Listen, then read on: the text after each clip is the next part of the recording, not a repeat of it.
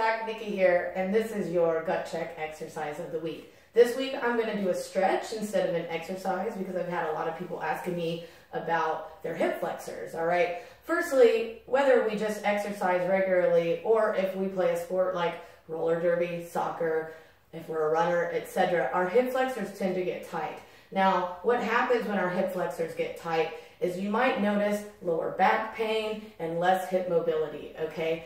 Especially with derby, which you guys know I've been in the derby community for a while, what happens is we end up getting what's called sway back or lumbar lordosis. So you might notice a curve in the back spine, which is going to push that butt out and the chest forward, all right? This exercise, making sure that we are stretching the hip flexors, is going to improve lower back pain, and it's going to straighten the body out a little bit better. So especially with athletes, you want to make sure you're spending a good 15 minutes on hip flexor stretches every day, even if you don't work out. All right. If you just work out regularly, just make sure you get a good hip flexor stretch, and remember these exercises as you need them and your hip flexors and lower back feel sore.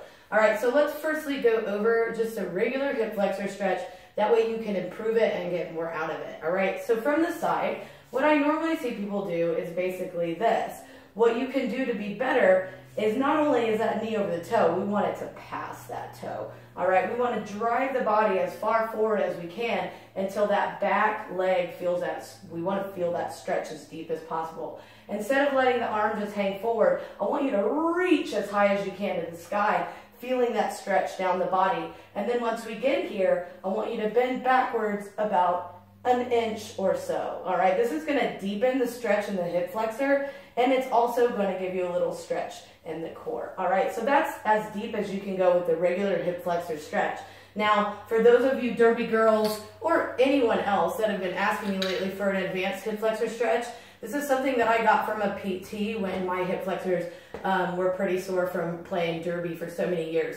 What you're going to need is a resistance band. You can also use a wall if you don't have a resistance band. It's a little more challenging to get into the move. So basically we're going to do the same thing that we just did, but we're going to wrap this resistance band around my foot. All right, I'm going to grab the resistance band and pull it over my shoulder. All right, you're going to want to make sure there's some padding under your knee.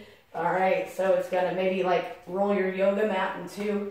All right, and then come back into your hip flexor stretch. All right, so what I want you to do, same thing. We drive the body forward, and then once we get into our position, I want you to pull that leg up as high as you can, trying to get it to the back.